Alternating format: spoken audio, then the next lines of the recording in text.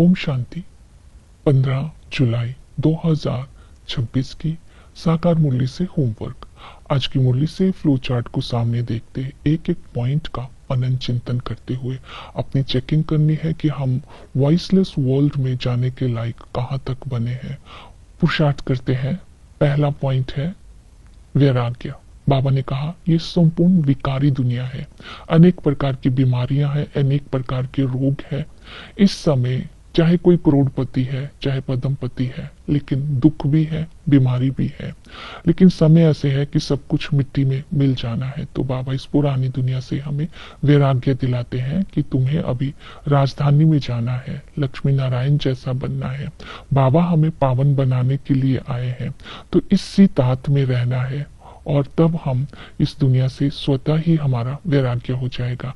दूसरा पॉइंट है निर्विकारी बनना है। निर्विकारी बनने के लिए बाबा ने कहा यहाँ जो दुनिया में रह रहे हैं तो ये विकारी ग्रस्त व्यवहार है, लेकिन तुम अभी निर्विकारी बनने जा रहे हो, तो इसलिए तुम्हें नई दुनिया में जाना है, तुम्हें विकारों से अपने को मुक्त करना है। तो विधि है अलौकिक जन्म। संगम युग पर शिव बाबा ब्रह्मा के द्वारा हम बच्चों को एडॉप्ट करते हैं। हम ब्राह्मण रचना है।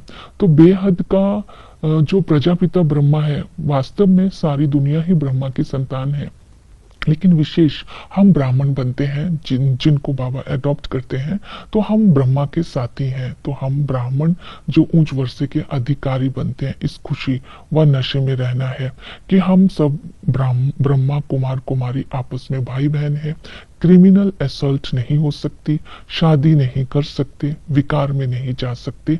तो जब हम संपूर्ण निर्विकारी इस संगम पर बनते हैं तो भविष्य में उच्च पद के अधिकारी लक्ष्मी नारायण जैसा बनते हैं, क्योंकि हमारे लिए ही बाबा विष्णुपुरी की स्थापना करते हैं। निर्विकारी बनने की दूसरी विधि है देही अभिमानी बनना। जितना देही अभिमानी बनने का अभ्यास करते रहेंगे उतना ही देह अभिमान से मुक्त होते जाएंगे, क्योंकि सभी विकारों का जड़ देह अभिमान है। इसकी तीसरी विधि बताई स्वमान। बाबा ने कहा मुरलियों में अनेक प्रकार के बाप स्वमान देते हैं। हर प्रकार के स्वमान को समय पर इमर्ज करके स्वमान की स्मृति में रहने से सबका मान स्वतः ही मिलेगा और हम विश्व के महाराजा महारानी बन जाएंगे, और जब देह अभिमान है वो मिटता जाएगा। इसलिए भिन्न भिन्न समय पर भिन्न भिन्न स्वमानों का आज अभ्यास करते रहेंगे।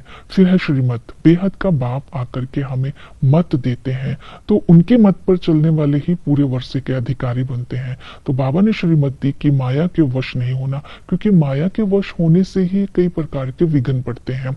अपने ज्वाला स्वरूप स्थिति के द्वारा माया पर विजय, माया को शक्तिहीन करना है, माया पर विजय प्राप्त करनी है, कि बाप पर पूरा निश्चय रखना है, पक्का निश्चय बुद्धि बनना है, किसी प्रकार की गफलत नहीं करनी है, अपना धर्म, अपना कर्तव्य और अपना अलौकिक जन्म बुद्धि में रखना है, बाप समान रहम दिल भी बनना है और निरअहंकारी भी बनना है, साक्षी दृष्टा भी बनना है। तो इन धारणाओं को आज बुद्धि में रखना है। इसके साथ साथ है योग बल। योग बल से आत्मा की कट निकल जाती है, आत्मा स्वतो प्रधान बन जाती है। ऐसे बाबुल को बहुत प्यार से याद करेंगे तो बहुत फायदा होगा। इसकी विधि बताई बाबा ने। संबंध देह के सब धर्मों को भूल अपने को आत्मा निश्चय कर बाप को याद करो। बाप से बेहद का वर्षा मिलता है, हम सुख धाम के मालिक बनते हैं। इस खुशी व नशे में रहना है। टीचर ज्ञान का सागर संगम युग पर आकर के हमें राजयोग सिखाते हैं, और इस राजयोग की पढ़ाई के साथ साथ हमें ज्ञान का तीसरा नेत्र मिलता है, हमें ज्ञान की रोशनी मिलती है। इस रोशनी के आधार पर हम विजयमाला में आने के अधिकारी बन जाते हैं। बुद्धि में वर्षा रहना चाहिए तो पढ़ाई अच्छी रीति पढ़ सकेंगे। देही अभिमानी बन जाएंगे इस पढ़ाई से, और इसी पढ़ाई को पढ़ने के साथ साथ हम माया पर विजय भी प्राप्त कर सकते हैं, क्योंकि नॉलेजफुल आत्मा माया से धोखा नहीं खा सकती। तो वही सतगुरु आकर के हमें दुखों से छुड़ाता है, इसलिए उसको दुख करता सुख करता कहते हैं, पतित पावन कहते हैं। वो सर्व की सदगति करते हैं। जब हम पावन बन जाएंगे और ऊपर से आत्मा यानी बंद हो जाएंगी, जब इसी को कहेंगे हमारी कर्मातीत अवस्था होगी, तो हम पावन बनकर अपने घर चले जाएंगे। इस अवस्था तक पहुंचना है। इसके साथ साथ है ज्वाला स्वरूप स्थिति।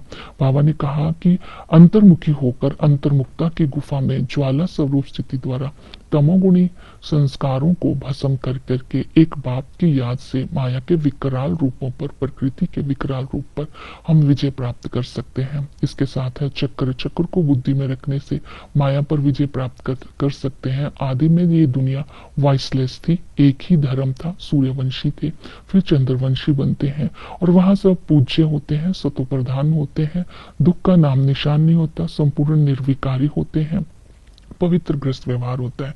जैसे ही मध्य में आते हैं अपवित्र ग्रस्त व्यवहार हो जाता है, विकारी बन जाते हैं, 5 विकार हो जाते हैं, दुखी हो जाते हैं, लड़ाई झगड़ा होता है, बीमारी आ जाती है।